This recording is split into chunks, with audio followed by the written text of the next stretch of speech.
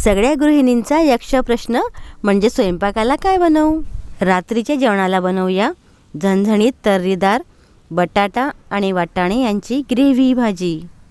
3 बटाटे साल काढून चिरले, वाटीभर हिरवा मटार घेतला, 3 कांदे बारीक चिरून घेतले, आलं लसणाची पेस्ट बनवली, हळद, तिखट, किचन किंगचा गरम मसाला किंवा तुम्हाला आवडेल तो कोणताही मसाला चालू शकेल, 1 मोठा चमचा धनेपूड, थोडी दालचिनी पूडसुद्धा घेतली, 2 टोमॅटोची मिक्सरमध्ये पेस्ट बनवून घेतली. स्वयंपाकाची पूर्वतयारी जय्यत झाली. आता फोडणी करूया. 4 चमचे तेल तापवायला ठेवलं. तेल तापल्यानंतर त्यात जिरे मोहरीची फोडणी केली आणि त्यामध्ये आलं लसूण पेस्ट घातली.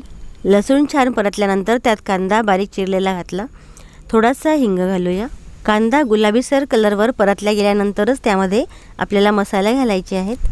धनेपूड, हळद, तिखट आणि किचन किंग गरम मसाला आणि थोडीशी दालचिनी आपण घातलेली आहे आणि लगेचच आपण टोमॅटोची पेस्ट घातली आणि यानंतर हलवत जोपर्यंत याला तेल सुटत नाही तोपर्यंत आपल्याला हे हलवत राहायचं आहे. यामध्ये चवीपुरतं आपण मीठ घातलं आहे. जास्त ग्रेव्ही हवी असेल तर बारीक किसलेलं खोबरंसुद्धा यात आपण घालू शकतो. मसाल्याला छान आता तेल सुटलेलं आहे. त्यानंतरच आपल्याला बटाटा घालायचा आहे. बटाटा आणि वाटाणासुद्धा आपण घालत आहोत आणि झाकण ठेवून 1-2 मिनटं हे वाफवून घ्यायचं.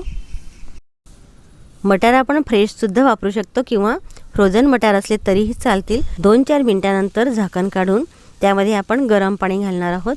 अशा भाजीत नेहमी गरम पाणीच घालावे, थंड पाणी घालू नये. गरम पाणी घातल्यानंतर 2-4 मिनटं ही भाजी छान उकळू द्यायची. या भाजीवर तर्री यायला लागते. आपल्याला जेवढं पातळ हवं असेल तेवढं आणखी गरम पाणी आपण यामध्ये ॲड करू शकतो. बटाटा वाटाणा छान शिजले आहे की नाही ते बघूया. हा भाजीचा छान सुगंध सुटलाय. तुम्हीसुद्धा करा आणि चॅनलला सबस्क्राईब करा. परत भेटूया पुढच्या व्हिडिओ. तोपर्यंत हेल्दी खा आणि हेल्दी रहा.